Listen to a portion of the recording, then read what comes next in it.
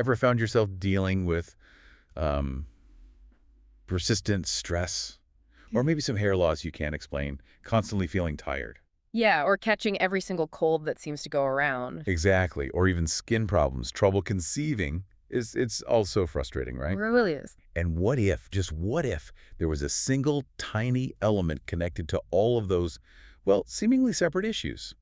Intriguing. Welcome to the deep dive. Today we are plunging into the world of an often overlooked, yet absolutely essential trace element, zinc. Zinc, okay. Heard of it, but maybe don't know all the details. Well, our mission here is to pull out the key knowledge, the really important insights from our sources about zinc, what it does, its vital roles, and crucially, how you can make sure you're getting enough. So basically getting you the essential info, fast and clear. That's the plan. Let's unpack this. So first off, what is zinc? It's what we call an essential trace element. Right, meaning essential because your body needs it. Trace because, well, you only need tiny amounts. Precisely. But those small amounts are non-negotiable. Huh. You've got to get them regularly from your diet. Your body can't just, make it itself. Can't synthesize it. Gotcha. And the journey to figuring this out is actually pretty interesting. We knew it was essential for plants way, way back in 1869. Okay, plants first. Then, by 1934, scientists confirmed it for experimental animals. But here's where it gets really compelling for us. The human connection. Exactly. It wasn't until 1961 that we properly recognized its essential role for humans. Wow, that's quite a gap. So what happened in 61? Well, that pivotal moment came from this really striking story. Researchers observed a 21-year-old Iranian farmer. Okay. His diet was almost entirely like flatbread, potatoes, and milk. Very limited. Not much variety there. And he developed severe anemia, dwarfism, and something called hypogonadism. Which is basically low testosterone, declining sperm production, that sort of thing. Exactly. And then, shortly after, they saw similar things in Egyptian youths who were eating diets mainly of bread and beans. Also quite restricted diets, heavy on certain things. Right. But here's the amazing part. When they gave these individuals zinc supplements, Things changed. dramatically, their growth improved significantly, the hypogonadism corrected itself. Now, iron helped the anemia, of course, Makes sense. but the zinc specifically tackled the growth and hormonal issues. It was, well, groundbreaking. It just hammered home how critical zinc is for human health, even small deficiencies having these huge effects. Incredible. Just shows how vital these trace elements are, even if we only need a bit. Totally. So if it's that crucial, the obvious next question is, how much do we actually need to keep everything running smoothly? Yeah, good question. And the daily needs, as set by groups like the DGE, the German Society for Nutrition, they actually vary quite a bit. Based on what? Well, based on your age, your sex, and even your life stage. So for infants, it's small, like 1.5 to 2.5 milligrams a day. Okay, tiny amounts for tiny people. Right. Then for kids, it bumps up to maybe 3 to 6 milligrams. Adolescents, they need more. Somewhere between 8 and 14 milligrams, roughly, depending if they're male or female. Right, growth spurts and all that. Exactly. Then for adult men, it's typically around 11 to 16 milligrams. For women, a bit less, maybe 7 to 10 milligrams. Okay. But then you get to pregnancy and lactation, and those needs shoot up again, sometimes up to 14 milligrams. You're supporting two, after all. Makes sense. And breastfed babies. Generally, they get enough through breast milk if the mother's zinc status is good, so the mother's intake is really key there. Okay, that's clear. But now here's something that trips people up sometimes. This fight and soar puzzle. Phytate. Ah, yes, phytate or phytic acid. It's this natural compound found in plants, mostly in grains, seeds, nuts, and legumes. And the tricky thing about it is, well, it can bind to minerals like zinc and sort of inhibit their absorption. So you might eat enough zinc but not actually absorb it all if there's a lot of phytate? Exactly. And because of this, the DGE actually has 3 different intake recommendations for zinc, and they link them directly to your dietary patterns, specifically your phytate intake. Okay, interesting. How does that work? Well, it really highlights something crucial. It's not just what you eat, but also how you prepare it, especially with plant-based foods. They have these 3 groups. Right. Group 1 is for low phytate intake. These are people who maybe eat fewer whole grains and legumes, more animal products. Their zinc need is lower, like the baseline 11 milligram for men, 7 milligrams for women. Okay. Group 2. Group 2 is sort of the middle ground. Maybe a wholesome diet could be vegetarian or vegan, but they're careful with preparation. They're doing things like sprouting grains or using sourdough fermentation for bread, soaking legumes. Techniques that break down the phytate. Precisely. So their needs are a bit higher to compensate, maybe 14 milligram for men, 8 milligrams for women. And group 3. That's the highest phytate intake group. Lots of unfermented, unsprouted whole grains, many legumes, mostly plant-based protein like soy. Their needs are the highest. 16 milligrams for men, 10 milligrams for women. So listeners need to sort of think, which group do I fall into? Based on my typical diet. Yeah, it's just about awareness, not about being perfect. And remember, a deficiency can potentially affect anyone, whatever their diet looks like. That's a key point. And the reason zinc deficiency can have such, well, widespread effects comes down to its really fundamental job in the body, doesn't it? No, absolutely. It's a core component of up to 300 different enzymes. 300, wow. Yeah. And enzymes are basically the body's little catalysts. They make everything happen, like vital functions from digestion to DNA repair, immune responses, you name it. So zinc is like this essential little help molecule for hundreds of bodily processes. Exactly. Think of it like a key cog in hundreds of different crucial machines, like alcohol dehydrogenase, the enzyme that helps you process alcohol. Zinc is part of that. It really shows how pervasive its role is. Which explains why you really notice it when it's low, especially in parts of the body with high cell turnover. That's right. Places like your skin, your mucous membranes, your immune system, they're constantly regenerating. So they need a steady supply. So what kind of symptoms pop up there? Well, you might see things like taste disorders, weird taste in your mouth, or diarrhea, dermatitis, acne. Acne. Interesting. Yeah, there was this fascinating study, actually. They put young men on a zinc-poor diet, and within just 12 days, they developed acne, mouth sores, aphthous rashes, even athlete's foot. 12 days. That's What? fast. It is, but here's the kicker. As soon as they put zinc back into the diet, those symptoms cleared up just as quickly. Wow. Okay. And the immune system. People often take zinc for colds, right? They do, and for good reason. Increased susceptibility to infections like catching every flu-like bug or stomach virus, that can definitely be a sign. How does it work there? Zinc deficiency basically dampens the activity of your crucial immune cells. Think of your T helper cells, T killer cells, natural killer cells, the body's specialized soldiers. Zinc helps them function properly. Less zinc, less effective defense. So more vulnerable to getting sick. Exactly. And it also really impacts healing processes. Ah, okay. Like cuts taking ages to heal. Yeah, delayed wound healing is a classic sign, or just generally slow recovery from any illness. There was a study back in 2004 showed that pneumonia patients with higher zinc levels actually recovered faster, shorter hospital stays. That's significant. It is. And it's not just external wounds. It helps heal internal things too, like stomach ulcers. Okay, so skin, immunity, healing. What else? Are there other major areas? Oh, yeah. In children, a big one is growth disorders. If they're not getting enough zinc, it can stunt their growth. Right, we saw that in the early studies. Exactly. For adults, hair loss can be linked. If zinc deficiency is the only cause, fixing it can lead to new hair growth within about 3 months. 3 months, okay. That's hopeful for some. It can be.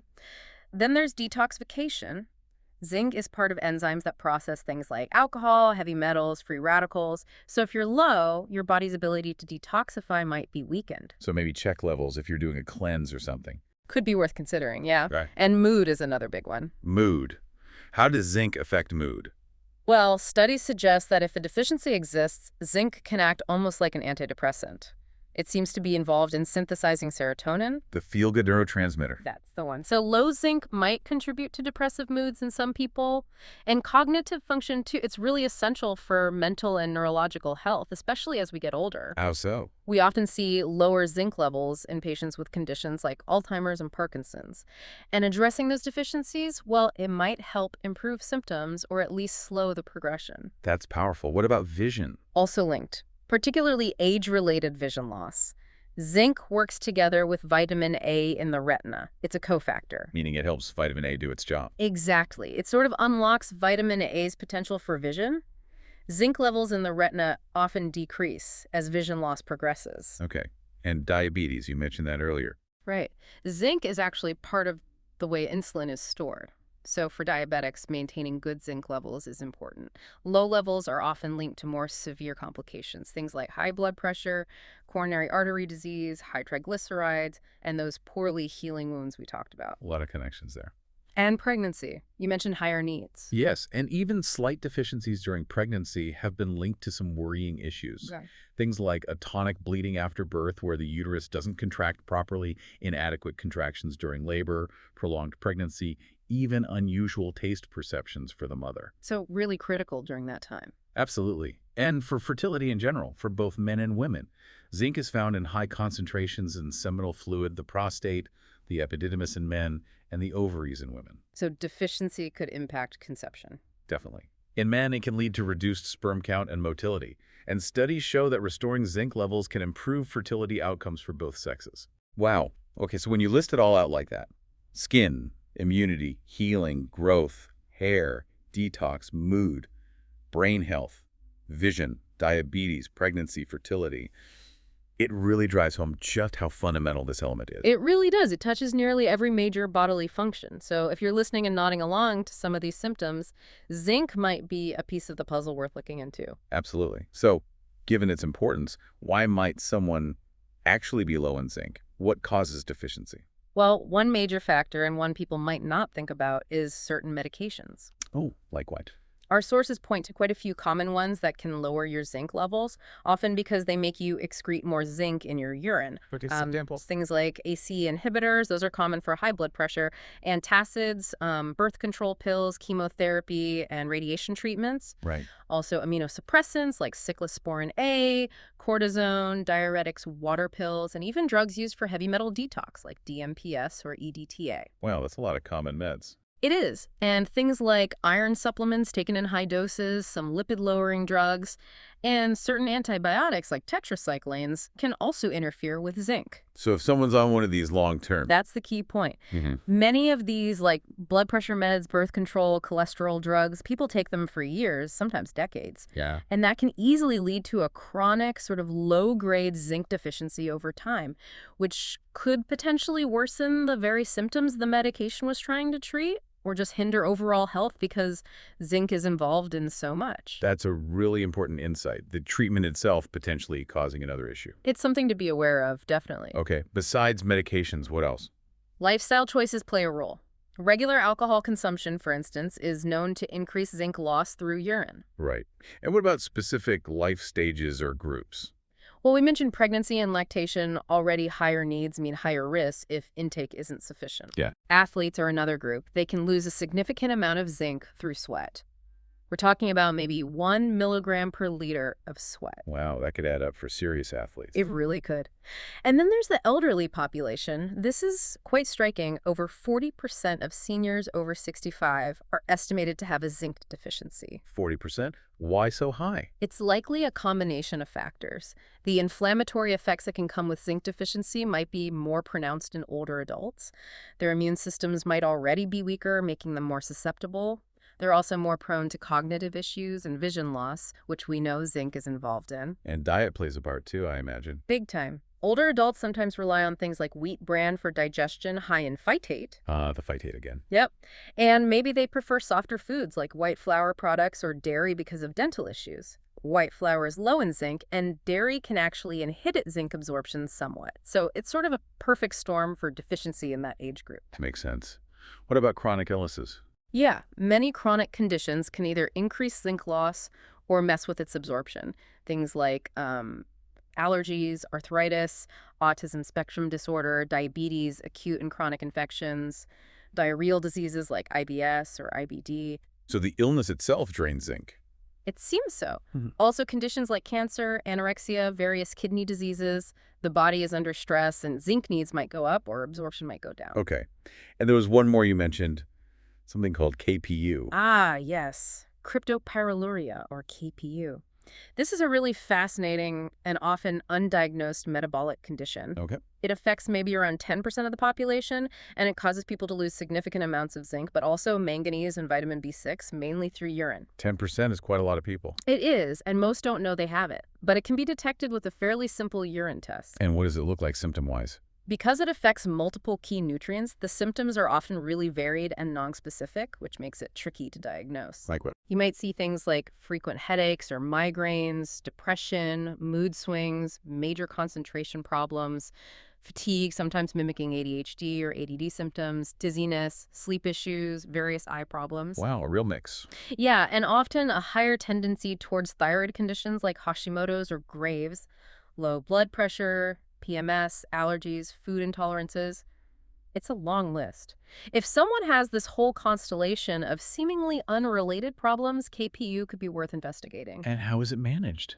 Because the nutrient loss is so significant, just diet usually isn't enough. High-dose supplementation is often needed. With zinc, manganese, and B6. Typically, yes. For instance, maybe 15 milligrams of zinc twice a day, along with the other two.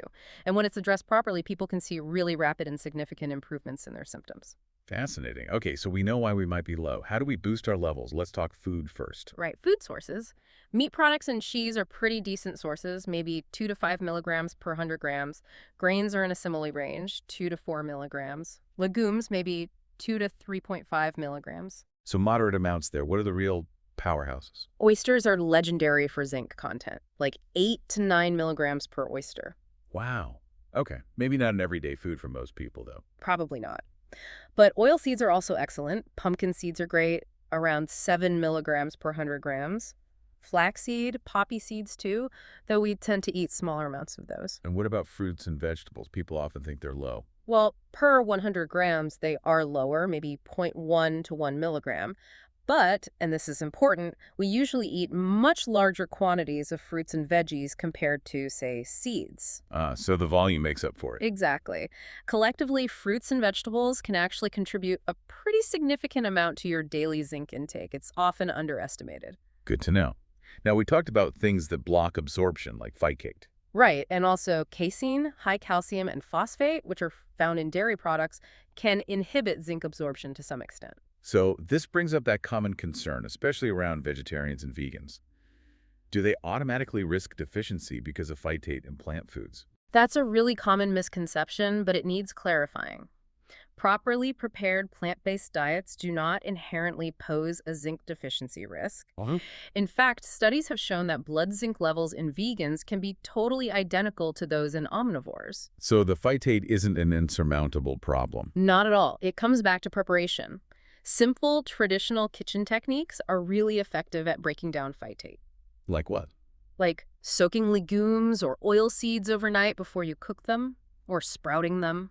This activates an enzyme called phytase, which degrades the phytic acid. Making the zinc more available. Exactly. Same principle applies to grain soaking or spriting helps. And for things like bread, traditional methods like using yeast, or especially baking ferment or sourdough cultures. Sourdough. Everyone loves sourdough. Right. Those fermentation processes also break down phytate really well. So a high-quality, traditionally made, whole grain sourdough bread can actually be a good zinc source. That's fantastic news. But I guess if someone is new to plant-based eating and doesn't know these tricks, just eating loads of, say, unsoaked beans and whole grains, could they run into trouble then? It's definitely possible if their diet isn't varied and they're not using any of these preparation methods, but the key really is variety in using these simple techniques. Okay. What about cooking zinc-rich foods? Does heat destroy it? Zinc is actually pretty stable during storage and cooking. The main way you lose it is if you boil something and then discard the cooking water. Ah, okay. So steaming or roasting is fine. Generally, yes. Where you do see significant loss is during industrial processing. Like when whole grain is refined into white flour, a lot of the zinc, which is in the bran and germ, gets removed. Right. So the takeaway is A diet rich in fresh, varied, high-quality whole foods prepared thoughtfully is always going to be superior for zinc intake compared to one based heavily on processed foods, refined carbs, and excessive dairy. makes total sense. And you mentioned earlier that a well-planned vegan diet can easily meet needs. Absolutely.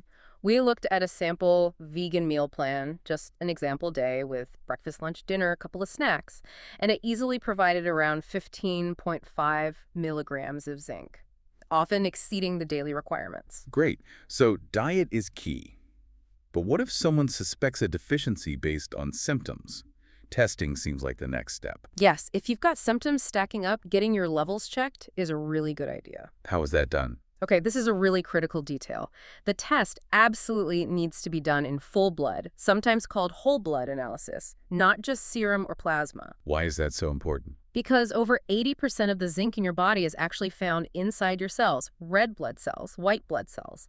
Serum or plasma, that's the fluid part of the blood, it doesn't contain many cells. So a serum test would miss most of the zinc. Exactly. It wouldn't give you an accurate picture of your body's true zinc stores. You need that full blood test to see what's going on inside the cell. Okay, full blood test. Got it. And if the test shows a deficiency or someone needs to supplement for other reasons, what's the best approach? Well, form matters. Our sources generally recommend looking for chelated zinc forms. Chelated, meaning what? It means the zinc is bound to a protein or an amino acid like zinc glycinate or zinc picolinate. These forms tend to have higher bioavailability. Meaning they're absorbed better. Yes, compared to inorganic forms like zinc sulfate or zinc oxide, which are often less well absorbed and can sometimes cause stomach upset. Okay, chelated zinc. Good tip. Mm. Are there other things that can help absorption or utilization? Yeah, there are some interesting compounds that might help enhance bioavailability or, more specifically, help get the zinc into the cells where it needs to do its work. Like what? Things like the amino acid L-lysine might help with absorption from the gut. And then plant compounds like quercetin, found in onions and apples, or extracts from cinchona bark, these might act as ionophores. Ionophores. Sounds fancy. It just means they can help transport zinc ions across cell membranes, getting the zinc inside the cells more effectively. Even while your blood serum levels might look stable, they help it reach the target. Interesting. What about the best time to take a zinc supplement? There's some suggestion and some studies pointing towards taking it in the evening before sleep. Why in? It seems zinc might play a role in regulating the circadian rhythm, and taking it at night could potentially improve sleep quality. Right. There was one study that used a combination of melatonin, magnesium, and about 11 milligrams of zinc. Okay. And after 60 days, participants reported significantly better sleep quality. So evening might be beneficial for some. Worth trying. Now, this raises an important question. Yeah. Can you get too much zinc? Is there a risk of overload? Yes, you absolutely can have too much of a good thing. While deficiency is common, very high long-term zinc intake can lead to problems, most notably a copper deficiency. Ah, okay. Zinc and copper compete. They do, for absorption. Too much zinc can block copper absorption. We've seen case studies where people developed copper deficiency, leading to things like anemia and neurological issues after taking extremely high doses of zinc. How high are we talking? Often in the range of like over 500 or 600 milligrams of zinc sulfate per day, sustained over time. But sensitivity can vary. That's way higher than typical supplement dose. Much higher. But here's something genuinely surprising that came up in the sources. Go on. A more frequent cause of zinc-induced copper deficiency might actually be zinc-containing denture adhesives. Denture cream. Seriously. Seriously, people using large amounts daily can unknowingly absorb quite high levels of zinc through their gums. A study from 2020 specifically noted that denture adhesives were linked to copper deficiency significantly more often than other causes of zinc excess. Wow, that is unexpected. You wouldn't even think of it as a supplement. Exactly. So people might be causing this imbalance without even realizing it's from their denture cream. Wild. So if someone is supplementing with zinc, maybe at moderate doses, should they worry about copper? It's something to be mindful of, especially with long-term use. One option is to choose a supplement that combines both zinc and copper in a balanced ratio. Or, if taking zinc alone, just make sure you're regularly consuming copper-rich foods. Things like liver, shellfish, nuts, seeds, whole grains. Just keep that balance in mind. Good advice. Okay, so wrapping this all up, it's been quite a journey through the world of zinc. It really has. From this, obscure trace element discovery story to understanding its role as a real powerhouse in the body. Yeah, involved in everything from immunity and healing to mood, brain function, fertility. Its reach is just incredible. It truly underscores how deeply interconnected everything in our bodies is, doesn't it? Definitely. And how these tiny little essential nutrients can have such profound, far-reaching effects on our overall health. Makes you think about the hidden impacts of everyday choices. Absolutely. That long-term medication, the food preparation habits, even that denture cream, small things can add up. So our final thought for you, the listener, is really just that. Consider the connection. Be more aware, perhaps, of your body's subtle signals and the powerful impact of your diet and lifestyle choices, right down to the trace elements. Well said. It's about understanding those nuances for better well-being. Until next time, Keep dieting deep.